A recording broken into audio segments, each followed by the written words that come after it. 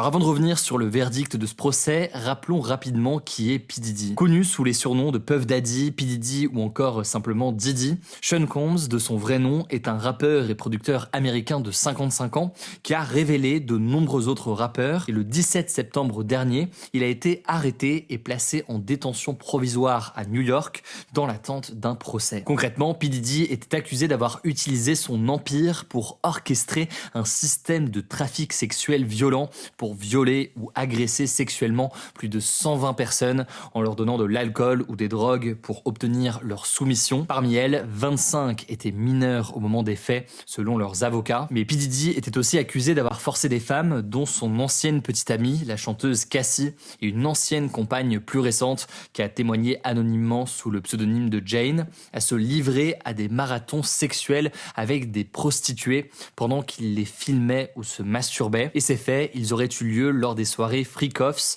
des soirées sexuelles de plusieurs heures, voire de plusieurs jours. À noter au passage sur ce point précis que certains témoignages affirment qu'il y avait d'autres personnalités connues lors de ces soirées. On a déjà eu l'occasion d'en parler sur la chaîne. À noter enfin qu'en 2023, Cassie avait porté plainte contre lui déjà pour un viol remontant à 2018. L'affaire s'était finalement réglée en 24 heures à l'amiable avec un arrangement financier.